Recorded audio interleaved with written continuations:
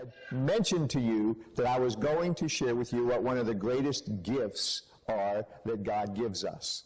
And that gift is the gift of free will. Now, have you ever thought about free will being a gift that comes your way? Okay. For those of you that do, that's great. But we often think of everything from the breath that we receive to the beauty of the sunrise or of the sunset as this amazingly wonderful thing called the gifts of God. But a lot of times we don't think that our free will is a gift from God. But it certainly is. I think that the gift is second only to the gift of our salvation. The gift of free will is God's way of saying, you get to choose. God says, I will give you choices in this world, and I hope that you make good choices. But you can choose whatever you want in this life. Whatever direction you want to go in this life, you can choose that, God says, and He will not stand in your way. That's an awesome gift. It really is. That's what free will is. I don't know about you, but I usually love making choices. How many of you love making choices? Yeah. I mean, there's all kind of choices that you can make. I can choose the type of car that I want to drive. I can choose the flavor of ice cream I want on those days when I sneak some ice cream into my diet. I can choose what I want to wear in the morning unless I come out of the closet and Peggy says, go change.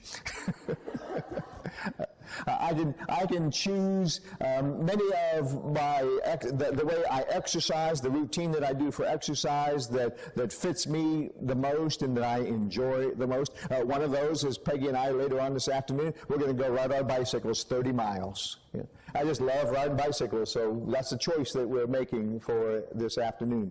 I get to choose my friends. I got to choose my wife. Although Peggy, I needed permission first from her.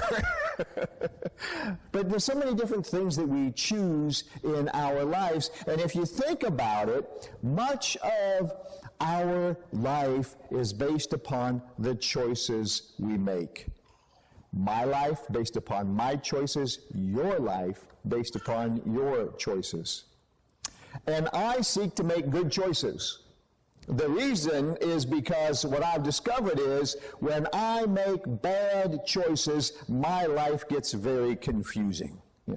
I can really screw up big time when I make bad choices. And I bet you can also, right? Yeah. And so I try to avoid making bad choices like the plague. Now, I just don't want to have anything to do with that, and I'm going to assume you're that way also. But I will say this. Whether intentionally or inadvertently, we tend to make bad choices. We probably make more bad choices in a day than we may realize. And sometimes those bad choices are destructive. And when we make those kinds of choices, we discover that over time those choices can hurt us, or our friends, or our family. But even more so, those choices go against the will of God in our lives, and they hurt our relationship with God. So what I want to do today is to walk through some scripture passages and identify one of the earliest yet most persistent dilemmas that people have faced through all of the ages of history. And that dilemma is this: the making of choices. Early on, I asked how many of you enjoy making choices. Now let me ask, how many of you don't enjoy making choices? I'm married to one. Yeah. Which might be a good thing. Maybe that's how I got married to Peg, because she didn't like making choices. It wasn't between her and somebody else. You know. Anyway, let's look at that scripture that Marilyn shared earlier today from Scripture, from Genesis chapter 2. It's the creation story of Adam and Eve. You know, what a wonderful world they were raised up into, they were created into, and what a wonderful garden they were placed in. It was called the Garden of Eden. And in all of that beauty that was set before them, they had only one role. When you read the story, you discover that there's only one commandment. There's only one law, and that law was to simply place a small limit upon them as the children of God. And that was, do not eat from the tree of the knowledge of good and evil. God had given them many choices in their life. If you read the bigger story, Marilyn couldn't share it all, but if you read the bigger story, you would see that they were given the choice to reproduce and be fruitful. They were given the choice to cultivate the land as they saw fit. They were given the choice to have dominion over all of the other creatures on the face of the earth. But the most important choice that they had was whether they would obey God or not obey God. It appears as we read the more complete story that Adam and Eve chose not to obey God. They made a bad choice. And the rest of our history is the result of that one choice. The rest of us seem to have to live out the repercussions of that first bad choice. And part of those repercussions is that we too make bad choices. Our bad choices are usually the result of some kind of rebellion against God. The story of the Garden of Eden is an example of the story of how Adam and Eve, it wasn't so much about their choice to eat or not eat the fruit, but their choice was to rebel against the one law that God set before them, and therefore they rebelled against God. Jesus speaks about the making of bad choices in one of the most familiar parables of all times. He talks about a man who built his house on the firm foundation of rock. That was a good choice. And he also speaks about the man who built his house on the sand. A bad foundation, a bad choice. Do you notice when you read that scripture that it's all about choices? The parable is about making good choices versus making bad choices. In the midst of the storm, the house built on sand is washed away. It's your choice also. Remember that every parable that Jesus ever taught reflects back upon all generations, and that includes us. And so it's your choice too. You can build your house on a strong foundation, or you can build your house on the shaky, sandy foundation. It's your choice. I hope you realize that now we're not talking about really building a house. We're talking about building the foundation upon which we live our life. And we have choices, So the question is, are you building your life upon the strong foundation of Jesus Christ? Have you made that good choice? You see, the choice becomes ours. God lets us make those choices. For example, who in the world would ever seriously build a real house on the sand? Who would ever think of doing that? Floridians.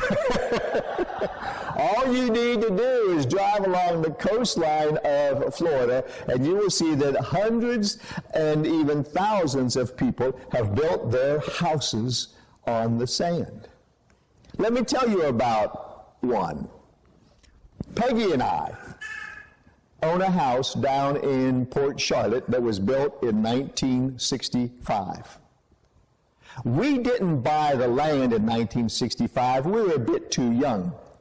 But I doubt whether the General Development Corporation, when they were advertising the land, called it, you want to buy a little piece of Florida swamp? But that's really what this land was before the General Development Company got a hold of it. It was lowland, marshy land headed out towards the Charlotte Harbor. And what they decided to do was to take this huge neighborhood and dig a whole bunch of saltwater canals. And they took that old saltwater, marshy stuff and put it up on top of the earth that was already there. And they raised the other properties up by about 9 feet above sea level. Yeah. So our house is now 9 feet above sea level. But in all reality, that stupid house is still built on sand. Just start to till the soil almost anywhere in Florida, and what do you find? Sand. Yeah, we are a peninsula of sand, and so our house, of course, is built on sand. Now, it has a solid cement foundation under it, but we have learned over time that the foundations that they were pouring back in the 1950s and 60s are not the best foundation upon which to build a house. Why? Because in the midst of some of those floods and those terrible hurricanes, like Hurricane Charlie that came through our neighborhood, those foundations didn't last.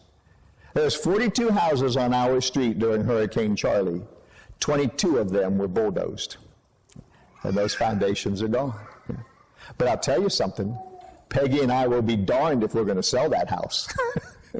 It's still going to be ours, no matter what the foundation is like. I share that story because that's just one example of the kind of choices that we make. Sometimes we know we make good choices. Other times we know we make bad choices. Jesus is telling us in the parable of the two houses that many times we make bad choices. And when the storms of life come, we will find ourselves in trouble. Remember, the story really isn't about houses. The story is about the foundation upon which you build your life and the choices you make as you move through your life. Why do we tend to make bad choices? Well, the Apostle Paul helps us to understand why.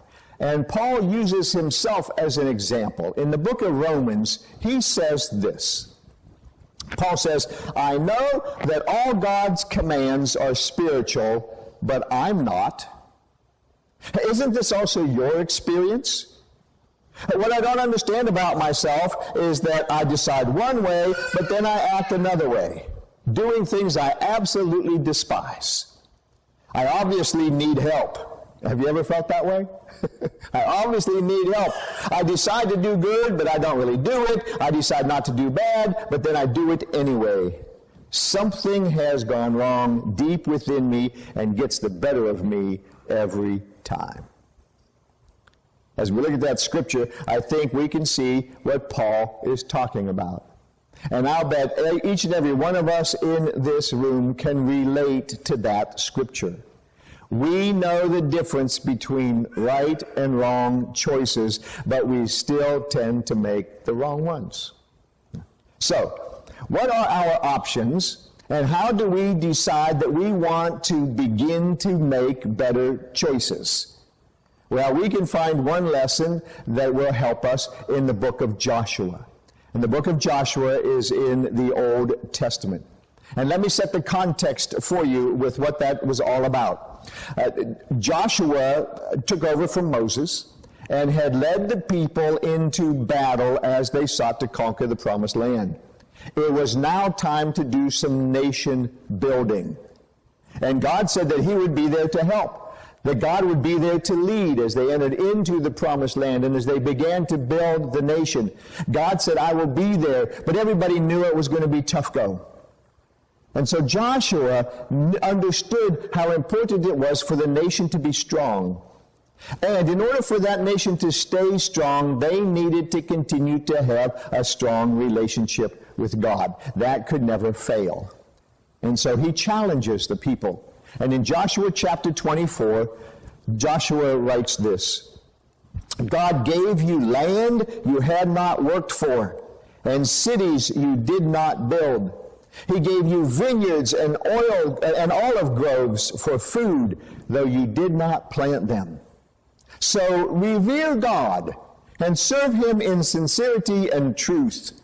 Put away forever the idols your ancestors worshipped when they lived beyond the Euphrates River and in Egypt. Worship the Lord alone. But, and I want you to note something. Whenever you read the scriptures, and in the middle of a statement comes the but word, you better pay close attention to the but. And here's what Joshua says. But if you are unwilling to obey God.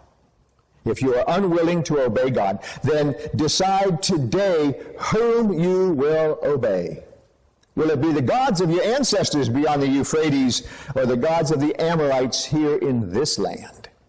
And then Joshua says this, but as for me and my family, we will serve the Lord. Joshua was basically saying to them, you have a choice to make, and you better make it today. Choices, choices, choices. We always have choices to make. Most of our choices are inconsequential. Most of our choices are not life-changing. Most of our choices do not hurt others. Most of our choices do not show a propensity to rebel against God. But some choices do. We all make choices that are rebellion against God. So how can we do better at defeating this desire within us? Well, perhaps we start by doing that which Joshua recommended. Choose you this day whom you will serve.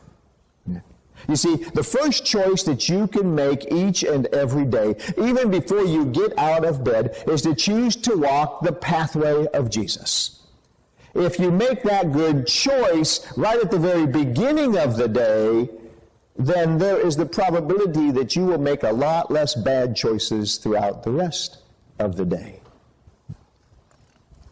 Making the good choice to follow Jesus is not a once-in-a-lifetime decision. It is something that we need to do every day. Now, the history of the Old Testament is the story of the Hebrew people, that every time they said yes to God and chose well, chose to walk with God, chose to have a relationship with God, chose to obey God, they prospered. But every time they chose to rebel against God or make bad choices or say no to Him, they found themselves in trouble. Therefore, choose to make the best choice you can, and choose to make that choice every day. Choose you this day whom you will serve. As for you and your family, will you serve the Lord? Let's bow for a prayer.